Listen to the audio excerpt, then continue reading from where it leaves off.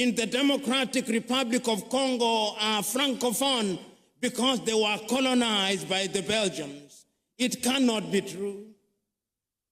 But the disruption was so thorough that when we regained our independence, or even before, we were told that our names were not good.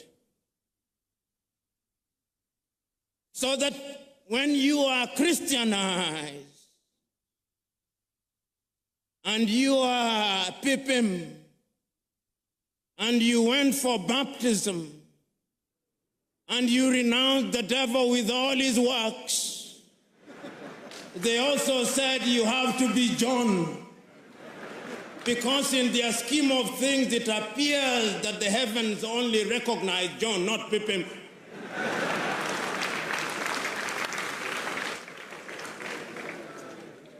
We were told that all the education we had acquired meant nothing. So that if you are eloquent in Ga or in Chui, you are not intelligent. You are only intelligent in English. You can only be intelligent in French. In Portuguese, we now know that that is nonsense. And you know, when that great Nigerian musician in the 1980s, fella Nicola Pokuti, said, "Teacher, don't teach me nonsense," he meant it. He was reminding us that we must examine our education system.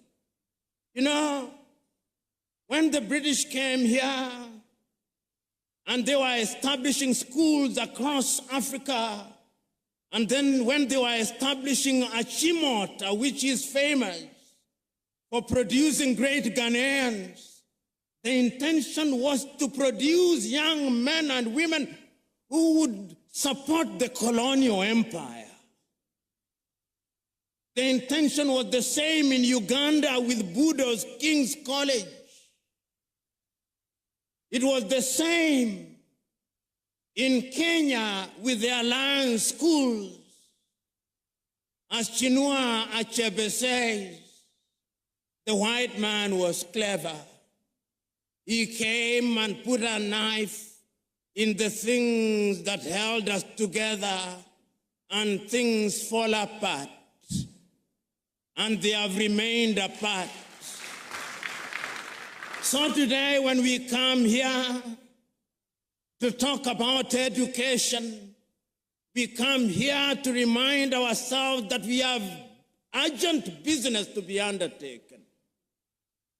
We have urgent business to be undertaken to remind ourselves that Martin Luther King Jr. is still right. The mind is the standard of the man.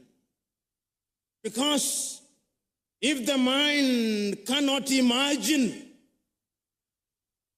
then we cannot realize our potential. So we are here to interrogate our education system. My good friend, Samuel Pipim, doing the work that he came to do, to lay the ground, reminded you appropriately that we have now become famous for producing graduates in agriculture, some of whom, if you allow me a little latitude and hyperbole, cannot distinguish between a goat and a sheep.